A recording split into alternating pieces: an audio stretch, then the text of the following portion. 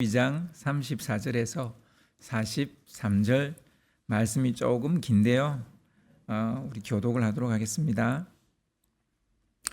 이에 무리가 대답하되 우리는 율법에서 그리스도가 영원히 계신다함을 들었거늘 너는 어찌하여 인자가 들려야 하리라 하느냐?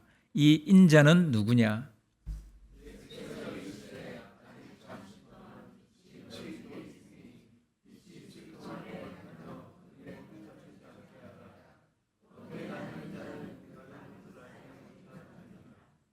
너희에게 아직 빛이 있을 동안에 빛을 믿으라. 그리하면 빛의 아들이 되리라. 예수께서 이 말씀을 하시고 그들을 떠나가서 숨으시니라.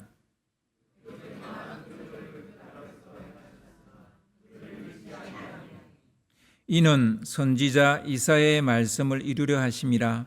이르되 주여 우리에게서 들은 바를 누가 믿었으며 주의 팔이 누구에게 나타났나이까 하였더라.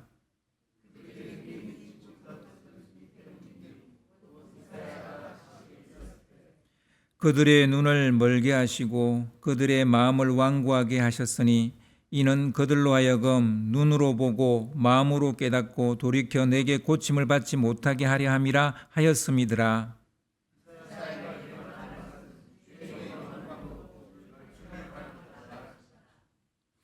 그러나 관리 중에도 그를 믿는 자가 많되 바리새인들 때문에 드러나게 말하지 못하니 이는 출교를 당할까 두려워함이라.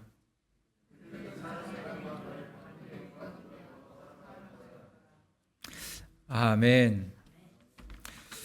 네, 지난주 목요일 날에 우리 임태엽 장로님 목요일 맞죠? 금요일인가요?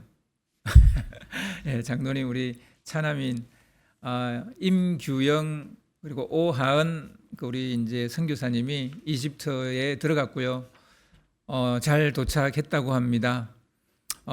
지금 중동 상황이 좋지 않고 또 그쪽에는 이제 이 금식 기간이 끝나가지고 명절 기간이랍니다. 그래서 집을 구해야 되는데 좀 집 구하기가 좀 쉽지 않은 상황인 것 같아요. 그래서 여러분 기도 많이 해주시면 감사하겠습니다. 혹시 지난 주간에 아프시거나 힘들었던 분 안 계시죠? 혹시 힘들거나 아팠다면 예배 드리는 중에 치유의 은혜가 임하기를 소망합니다. 여러분 춘향전에 보면 이리 오너라 업고 놀자라는 말이 있어요. 들어보셨죠? 예, 우리가 오늘 이리 오너라 좀 해야 될 게 몇 개 있어요.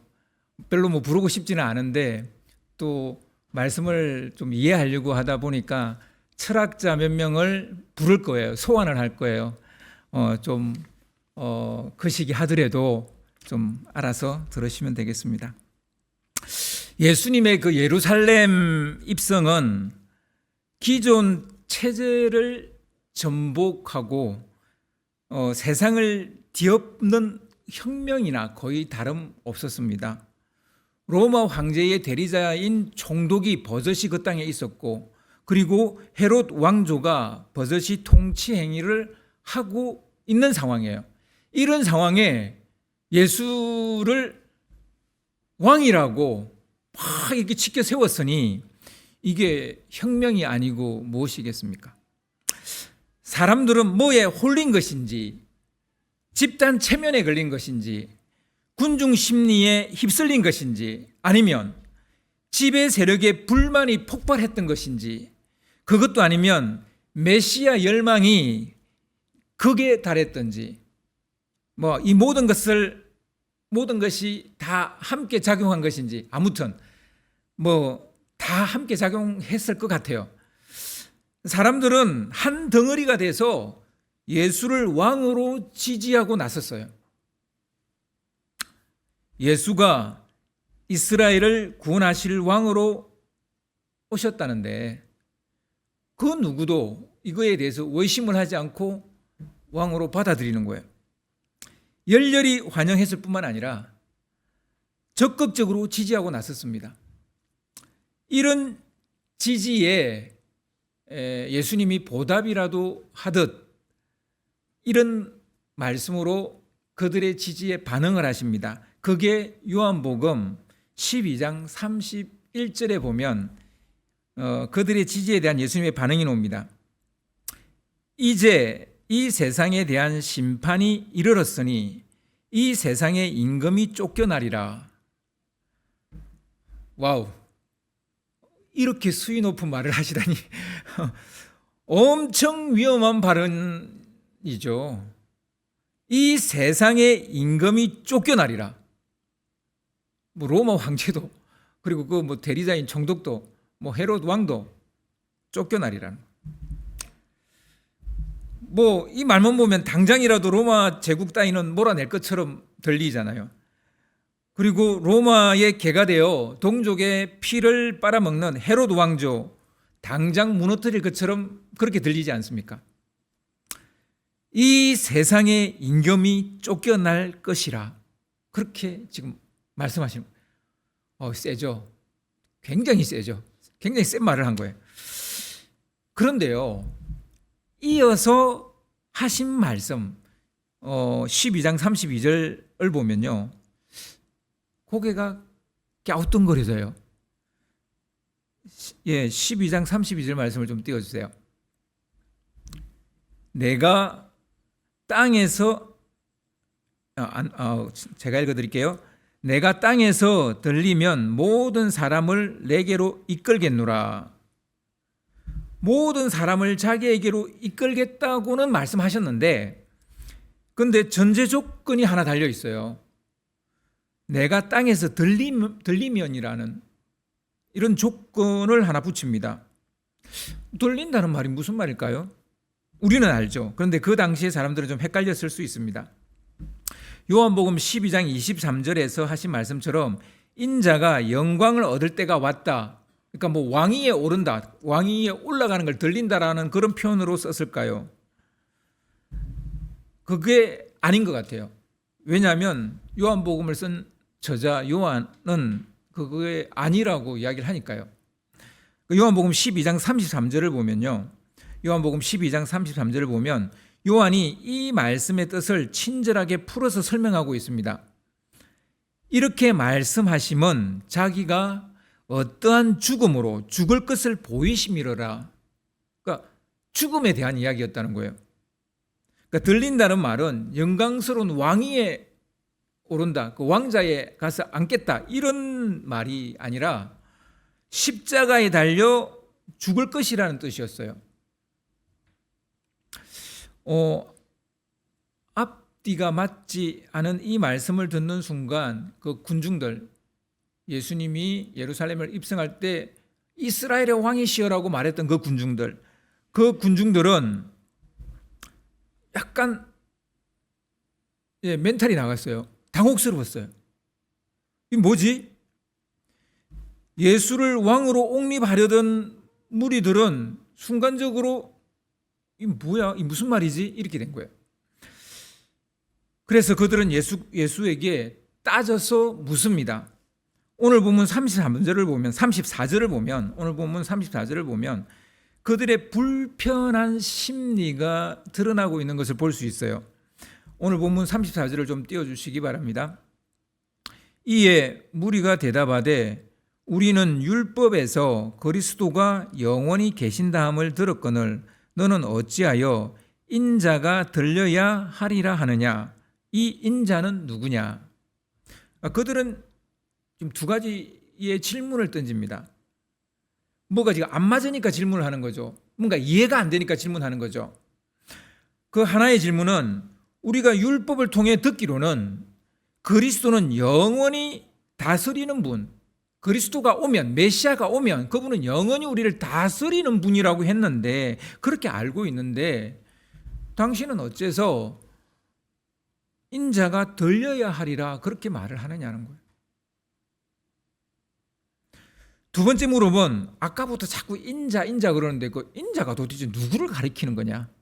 이 두 가지 질문을 하는 거예요. 무리들은 생각보다 똑똑하네요. 그죠? 똑똑하죠. 굉장히 똑똑하죠. 그러니까 질문한다는 것은 생각이라는 걸 한다는 거예요. 그렇지 않습니까? 생각을 하지 않는데 어떻게 질문을 하겠습니까?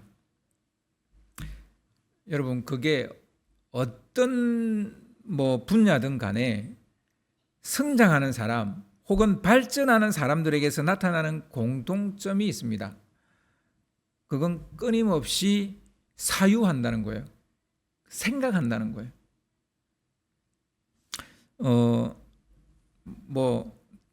좀 철학자를 몇 명 소환하겠습니다. 데카르트는 나는 생각한다, 고로 존재한다라는 말로 근대 철학의 포문을 열었죠. 그는 모든 것을 의심해 보았지만 생각하고 있는 자기 자신이야말로 존재하고 있는 것, 변할 수 없는 것이라고 생각을 했어요. 그래서 생각한다는 것은 존재적 증명이죠. 자기가 존재한다는 것을 증명할 수 있는 게 뭐냐? 내가 지금 생각하고 있는 것이 내가 존재한다라는 거예요. 근데 파스칼은 자신의 저서 팡세에서 인간은 생각하는 갈대다 이런 말을 했어요. 인간은 연약한 갈대 같지만 동시에 인간은 생각하는 갈대다라는 거예요. 사유하는 능력을 가진 위대한 존재라는 거예요. 그걸 강조합니다. 그러니까 생각한다는 것은 더 의미 있고 가치 있는 것을 선택한다는 말이죠. 그리고 생각한다는 것은 더 성장하고 발전할 수 있다는 말이기도 하죠. 여러분, 삶은 사실 선택의 연속입니다. 우리는 아침에 입고 나갈 옷에서부터 매 끼니마다 무엇을 먹을지도 골라야 합니다. 진학과 취업, 결혼과 가족 계획, 이런 중대사까지 그 어느 것 하나 선택과 결부되어져 있지 않은 게 없어요. 하지만 이런 선택들이 깊은 생각의 결과인지 물어보면 우리가 쏙 시원하게 대답을 못합니다. 왜냐하면 아무 생각 없이 늘 하던 대로 하거나 대중의 심리에 이끌리거나 유행을 따라 그냥 행동하기 때문이에요. 하루의 대부분을 무의식적인 선택을 하거나 충동에 끌리는 경우가 많습니다. 그러니까 무의식이거나 그냥 충동에 끌리거나 그렇게 하루의 대부분의 선택을 해버리는 거예요. 그리고도 내 삶을 살았다고 말하는 거죠. 굉장히 웃긴 거죠. 보통 생각하지 않고 내린 선택은 순간적으로는 편리하죠. 하지만 삶의 방향도 없고 이루고자 하는 목적도 없는 삶이 될 가능성이 높습니다. 한나 아렌트라는 철학자가 있는데요. 그녀는 사유하지 않는 것이 죄다라고 말했습니다. 생각하지 않는 게 죄라는 거예요.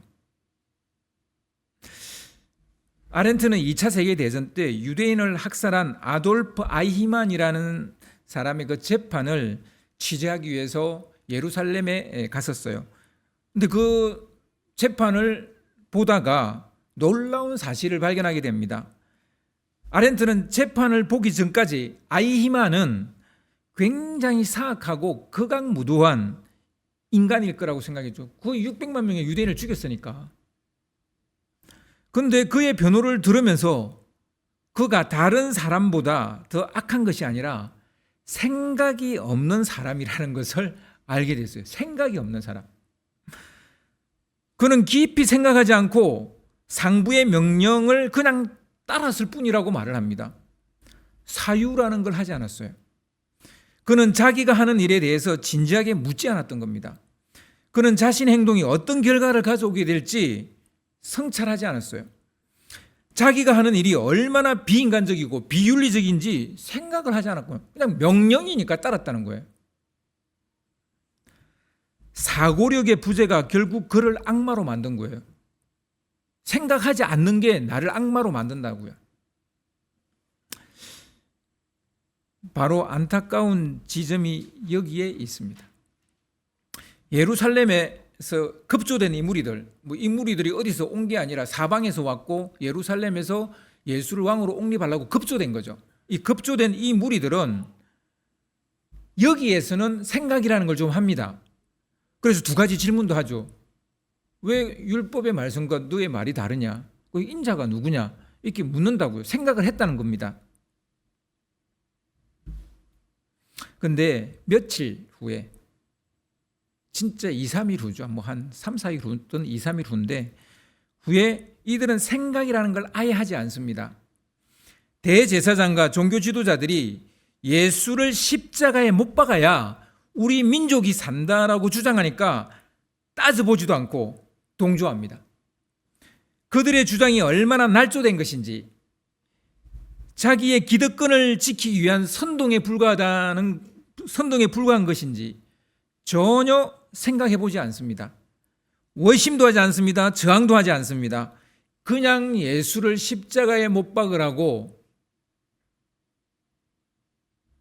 반복해서 그렇게 목에 핏대를 세우고 외칩니다. 사람이 어떻게 이렇게 돌변하게 됐을까요? 사실 돌변이 아닙니다. 생각이라는 걸 하지 않으면 다 이렇게 되는 거예요. 여러분도 마찬가지, 저도 마찬가지. 생각이라는 걸 하지 않으면 조금 좋은 선택했다가 바로 나쁜 선택을 할 수 있는 게 우리라는 거예요. 생각이라는 걸 하지 않으면 충동에, 거짓 프레임에, 달콤한 말에 쏘가 넘어가게 되는 거예요. 여러분, 오늘날에도 영적 지도자의 말이라면 무조건 따라야 한다는 생각을 하는 그런 그리스도인들이 많습니다. 목사의 말이면 묻지도 따지지도 마라. 닥치고 고. 여러분, 정말 잘못된 생각이에요. 여러분, 하나님의 말씀에는 우리가 닥치고 고가 될 수 있습니다. 근데 목사는 하나님이 아니잖아요.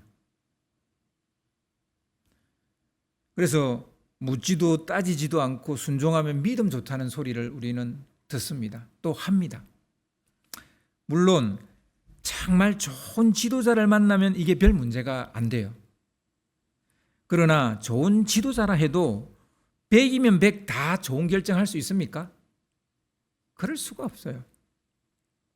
만약에 뭔가 문제가 있는 리더십을 만나면 어떻게 하실 겁니까? 무조건 따랐다간 인생 종치입니다. 사실 외심이라는 말이 참 오해를 많이 들어요. 그래서 이 외심이라는 말 자체가 사실은 좀 억울하죠. 외심하거나 비판하는 것을 무슨 어마어마한 죄라도 짓는 것처럼 제약시하는 크리스찬들도 많아요. 그렇지 않습니다. 아무리 생각해도 이상하다 싶으면, 받아들이기가 쉽지 않다면 반드시 외심하고 물어야 됩니다. 그러니까 이걸 현대 그리스도인들이 안 하니까 목사들이 하고 싶은 대로 하는 거예요. 그래서 교회가 지금 이 모양 이 꼴이 된 거예요. 아멘 잘하셨어요.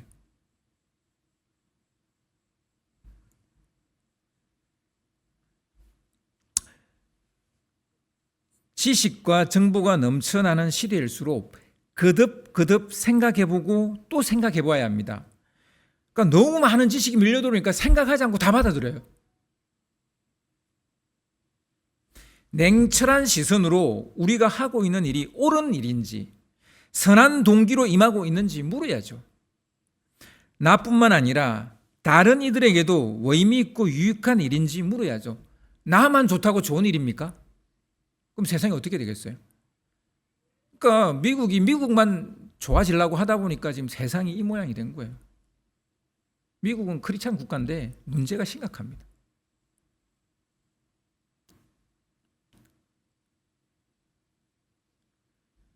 사유하지 않는 사람은 외부의 명령이나 사회적 압력에 굴복하고 마는 거예요. 군중의 심리나 거짓 프레임에 휘둘리고 마는 거예요. 생각이라는 걸 안 하니까 이렇게 되는 거예요. 제 말을 오해하지는 마세요. 크리스찬들이 생각이라는 걸 안 해서 목사가 그렇게 됐냐? 아니, 목사도 생각을 안 해서 그렇게 된 거예요. 그러니까 여러분만의 죄는 아닌 거예요. 목사도 당연히 1차적인 죄가 있죠. 예수를 믿는다는 것은 앞뒤 따지지 않고 아무 생각 없이 무조건 믿고 따르는 게 아니에요. 그건 이단이나 그래요. 이단이나. 누가복음 14장에 보면 이런 말씀이 나오지 않습니까? 치밀하게 계산해보고 망대를 지어라. 총체적인 전쟁 수행 능력과 비용을 충분히 셈하고 전쟁을 일으키라는 거예요. 이기는 전쟁을 하려면. 아무 생각 없이 그냥 누가 뭐라고 그러니까 그냥 수조 원에 그냥 폭탄을 갖다 쏟아붓고 이제 우리 빠질래 그러는 거, 이게 얼마나 웃긴 일이에요. 생각이라는 걸 하지 않는 사람이 지도자가 되고 그 지도자가 전 세계를 움직일 수 있는 파워를 가지게 되면 많은 사람이 죽게 되고 불행해집니다. 여러분, 기도도 따지고 보면 생각하는 거예요. 많은 분들이 목사님한테 물어봐. 목사님 기도하려고 그러는데 자꾸 생각이 나서 기도를 못 하겠다는 거예요. 그거 당연한 거 아니에요? 그게 뭐가 문제예요? 여러분, 기도는 생각하는 거예요. 생각하는 거. 내 뜻을 관철시키는 그런 게 기도가 아니고요. 하나님 앞에서 내 자신의 생각을 하나님의 생각에 맞추는 작업이 기도예요. 그러니까 내 생각을 해야죠. 주님, 이건 내 생각인데 주님의 뜻은 무엇입니까? 묻고 또 묻고. 그러니까 하나님이 말씀으로 가르쳐 주시고 때로는 내 마음에 어떤 생각을 떠올리게 해서 하나님의 뜻을 가르쳐 주시고, 그러면서 우리가 하나님의 뜻을 쫓아가는 거죠. 내 뜻을 관철시켜서 기도 응답받는 것도 중요하지만 더 중요한 것은 하나님의 뜻에 내 뜻을 맞추어서 하나님의 뜻이 이루어지게 하는 것, 이게 가장 좋은 기도인 거예요. 가룟 유다가 배신자로 전락한 것은 자기가 하는 행동이 얼마나 잘못된 것인지, 또한 어떤 결과를 초래하게 될지 이런 것들을 생각하지 않았기 때문이에요. 가룟 유다가 예수님의 이 말씀을 들었을 때 한 번이라도 주님께서 어째서 이런 말씀을 했을까? 왜 인자는 들려야 하리라 이런 말씀을 했을까? 라고 생각했다면 어떻게 되었을까요? 왜 주님의 생각은 내 생각하고 다르지? 이런 생각을 좀 했더라면 얼마나 좋았을까요? 그냥 내 생각하고 다르니까 저분은 틀렸고 나는 내 길을 가겠다, 이렇게 한 거 아니에요? 예수님 앞에 나아가 자신의 생각을 틀어놓고 어떻게 생각하시는지 물었다면 가룟 유다는 어떻게 됐을까요? 한나 아렌트의 말처럼 생각하지 않는 것은 죄가 아닌가, 저도 이런 생각을 해보게 됩니다. 여러분, 생각하지 않는 것이 죄입니다. 하루를 아무 생각 없이 사시는 분, 그냥 늘 습관대로, 늘 하던 대로. 루틴이 중요하긴 해요. 근데 그 루틴 하나하나 할 때도 생각을 하고 하셔야 돼요. 다시 오늘 본문 말씀으로 돌아갑시다. 예수를 왕으로 옹립하려는 무리들은 앞뒤가 충돌하는 예수님의 대답을 듣고 즉각 예수님께 두 개의 질문을 던졌습니다. 어째서 당신의 주장과 율법의 말씀과는 다릅니까? 그리고 인자는 누굽니까? 이 두 질문을 던지죠. 예수님은 그들의 물음에 알아듣기 쉽게 좀 답을 해줬으면 좀 좋아요. 근데 이게 동문서답하기도 하고 무슨 말을 하시는 건지도 잘 모르겠고 하여튼 굉장히 어려운 얘기가 나와요. 이렇게 좀 어렵게 말씀했기 때문에 제가 이리 오너라 얻고 놀자, 이리 오너라, 제가 철학자 몇 개를 철학자의 어떤 말을 소환을 한 거예요. 좀 어렵습니다, 오늘 말씀이. 하여튼 봅시다. 예수님은 그들의 물음에 알아듣기 쉽게 좀 대답을 해줬으면 좋은데 그렇게 하지 않았어요. 분명히 이유가 있죠. 근데 오늘 본문 35절을 한번 보시기 바랍니다. 오늘 본문 35절을 보시면 예수께서 이르시되, 이제 두 가지 질문에 대한 예수님의 대답입니다. 아직 잠시 동안 빛이 너희 중에 있으니 빛이 있을 동안에 다녀 어둠에 붙잡히지 않게 하라. 어둠에 다니는 자는 그 가는 곳을 알지 못하느니라. 지금 이 두 가지에 대한 대답으로 여러분 이 대답이 맞는 것 같아요? 아무리 봐도 이 무슨 말인지 모르겠지 않겠습니까? 그러니까 말은 무슨 말인지 알겠어요. 그래, 빛 가운데 있으라는 말이고 예수님이 빛이라는 말인 것 같긴 한데, 근데 이게 앞에 말하고 무슨 연관이 있습니까? 지금 이게 대답이거든요. 근데 이건 실은 동문서답이 아니에요. 비유적인 언어를 사용했기 때문에 우리가 이해를 못하고 있는 거예요. 아직 잠시 동안 빛이 너희 중에 있겠지만 곧 어둠이 찾아올 것이라는 뜻입니다. 그 빛은 예수님이고 어둠은 예수님이 없는 상태를 말하는 거겠죠. 그러니까 예수님이 죽으실 거라는 얘기를 지금 이렇게 하시는 거예요. 너희 말대로 그리스도가 영원히 살아 계시다는 것이 아니라 죽으실 거다. 죽게 될 거다. 십자가에 들릴 거다라는 거예요. 율법은 그리스도가 죽었다가 다시 살아나신다라는 이런 계시를 정확하게 묘사하고 있지 않습니다. 그리스도의 십자가와 부활을 정확하게 계시하지 않는 이유가 뭘까요? 왜 구약 말씀은 십자가와 부활을 정확하게 계시하지 않았을까요? 좀 두루뭉실하게 그냥 그리스도는 영원히 너희와 함께 계실 것이다, 그렇게 이야기하신 거예요. 이게 하나님의 비밀이기 때문이에요. 이 비밀은 예수님 자신이 풀어야 됩니다. 그래서 예수님은 이 비밀을 풀기 위해서 이 땅에 오셨고, 또 이 비밀을 푸는 방식이 당신이 직접 십자가에 달리시고 사흘 만에 살아나는 거예요. 이 방식으로 이 비밀, 하나님의 비밀을 풀어요. 그래서 완전한 계시가 여기서 끝이 납니다. 예수님 자신이 비밀의 열쇠이기 때문에 자신을 인자라고 부르고 자신을 빛에 비유하는 거예요. 완전한 계시를 할 수 있는 빛이라는 거예요. 그럼 그 반대 개념인 어둠은 누굴 가리키는 것일까요? 1차적으로는 율법에 매여 있는 사람들을 가르치는 겁니다. 율법 때문에 예수님의 십자가와 부활을 알지 못하는 이 사람들에 빗대어서 어둠이라고 말을 하는 거예요. 한마디로 십자가와 부활을 모르는 사람을 두고 하는 겁니다. 그래서 여러분, 십자가와 부활을 모르면 그는 그리스도인이 아닙니다. 십자가와 부활, 이 부분은 예수님이 직접 당신이 이 땅에 오셔서 하실 일이에요. 하심으로써 계시하는 거예요. 그럼 율법을 따르는 자들이 한 말, 그리스도가 영원히 계시다는 말은 틀린 말입니까? 아니에요. 맞는 말이에요. 단지 좀 희미한 계시인 거예요. 완성된 계시가 아니고 정말 정확한 계시가 아니라 좀 희미한 계시라고요. 구약의 계시는 점진적 계시입니다. 조금씩 보여줍니다. 조금씩 보여주다가 예수를 통해서 완전한 계시가 이루어지게 되는 거죠. 예수님의 십자가와 부활이 비밀에 붙여져 있었기 때문에 사람들은 구약의 계시로 그리스도를 이해하려 한 거예요.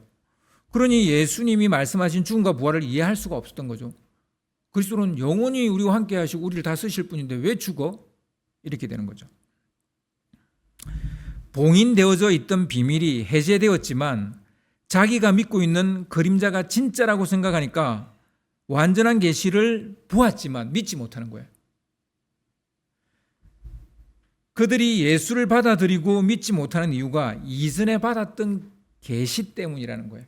그래서 여러분, 점진적 계시라는 이 단어를 이해하지 못한다면 자꾸 우리가 이제 구약과 신약을 자꾸 이렇게 두 가지 약속을 가지고 우리가 자꾸 씨름을 하는 거예요. 충돌을 하는 거예요. 점진적 계시를 반드시 이해하셔야 돼요. 율법이 디딤돌이 되어져야 되는데, 하나님의 구원의 디딤돌이 되어져야 되는데 걸림돌이 되어져 버리고 말았어요. 바로 이 부분이 안타깝다는 거예요. 예수 안에는 그 무엇과도 바꿀 수 없는 최고의 보물이 있습니다. 바로 십자가와 부활이죠. 그런데 그것이 비밀로 붙여져 있다가 예수님 스스로 그 십자가에 달려 죽으시고 다시 살아나심으로써 이 비밀이 풀어지게 됩니다. 봉인이 해제가 됩니다. 이걸 가장 잘 설명해 주는 게 철학의 아버지라고 하는 플라톤의 동굴의 우화입니다. 동굴 속의 사람들은 밖에서 들어오는 빛에 비친 그림자가 그게 실제라고, 그게 실제 세계라고 믿습니다. 하지만 동굴 밖에 나오면 그림자에 비친 형상이 아니라 있는 그대로의 세계를 보게 됩니다. 그래서 플라톤도 사람들에게 빛의 세계로 나오라는 말을 했어요. 물론 예수님이 말하는 그 빛과는 좀 다른 거지만, 오죽하면 플라톤이 이런 말을 했을까요? 인생에서 가장 큰 비극은 사람들이 빛을 두려워하는 겁니다. 이런 말을 했어요. 빛으로 나아가는 걸 두려워한다. 예수님도 똑같은 말씀을 하십니다. 아직 빛이 너희 곁에 있으니 나오라는 거예요. 빛이신 예수에게로 나오면 그 안에서, 예수님 안에서 십자가와 부활이라는 진짜 보물을 발견하게 될 거라는 거예요. 구약의 율법만 믿고 있는 사람은 마치 동굴 속의 그림자를 보고 있는 사람입니다. 이제 계시의 완성이신 예수님께 나와 십자가와 부활을 받아들이라 예수님이 이렇게 말하는데, 그들은 구약의 율법만 가지고 왜 다르지? 너 아닌 것 같아. 너 가짜 같아. 이렇게 말해버리는 거예요. 당시 유대인들이 맞이하고 있었던 세계는 모세가 계시한 세계죠. 근데 이 모세의 계시는 완전한 계시가 아니라는 것을 반드시 우리는 알아야 됩니다. 그 불완전한 계시로 완전한 계시인 예수님을 청량하려 하니까 청량이 되겠어요? 그러니까 불완전한 것 가지고 완전한 걸 만나 안 만나를 따지려고 하니까 그게 제대로 따져지겠습니까? 예수님을 믿는 것은 마치 동굴 안에서 그림자만 보고 살다가 동굴 밖으로 나와 천연세계 자연 만물을 보는 것과 같은 것입니다. 예수님은 모든 진리를 보게 하는 창인 거죠. 그러나 사람들은 자신의 짧은 소견으로 고차원의 세상을 재단하려 하는 거죠. 자기들이 알고 있는 것과 다르면 믿음을 철회해버리는 거죠. 자기만의 동굴 안에서 자기가 보고 있는 그림자만이 진짜라고 생각하고 있습니다. 참 안타깝기 거지없는 거죠.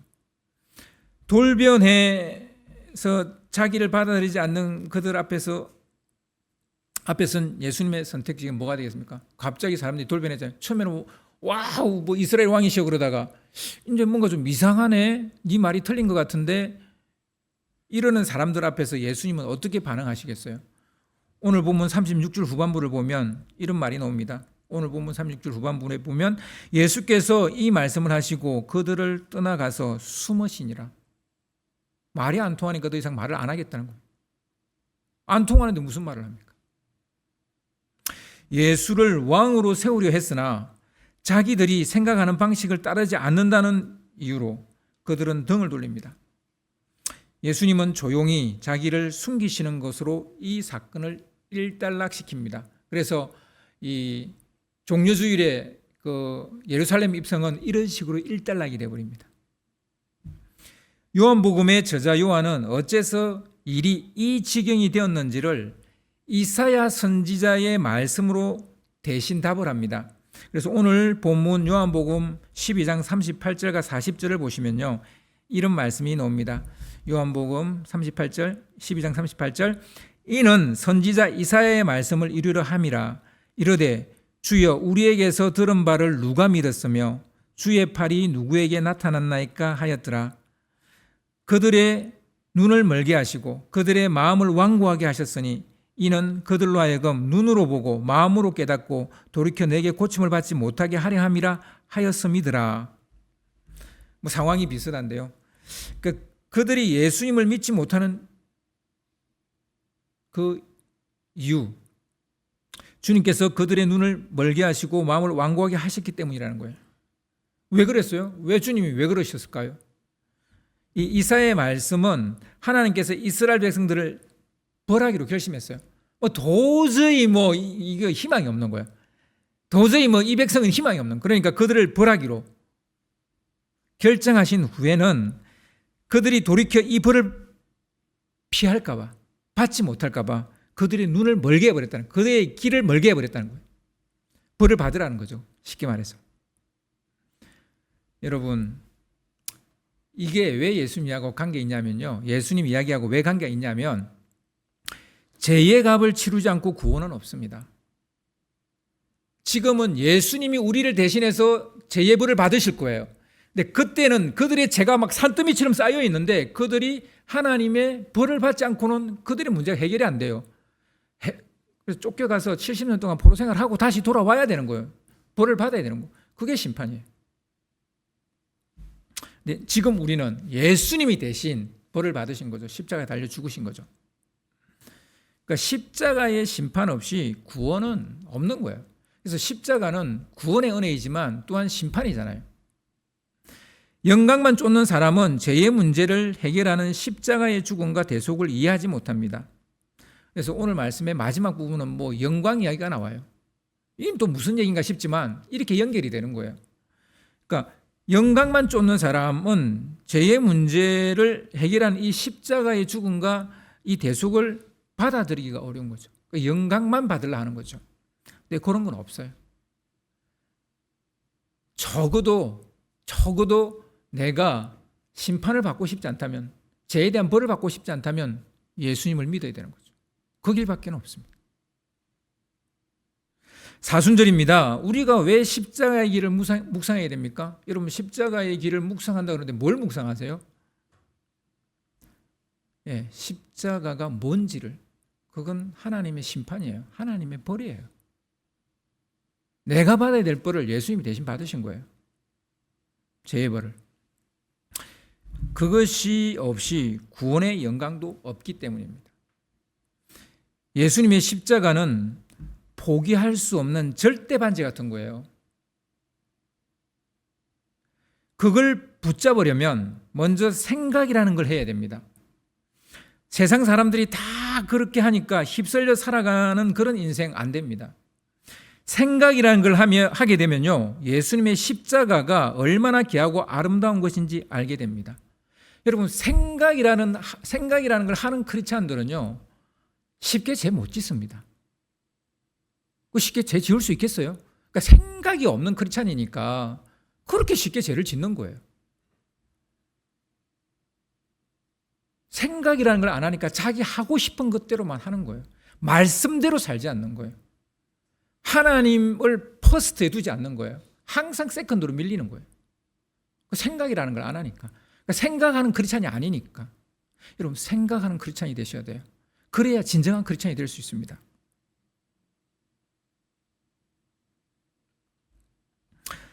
각자의 십자가를 지고 예수님을 따르는 삶이 얼마나 귀하고 아름다운 것인지를 생각이라는 걸 해야 알게 되는 거예요.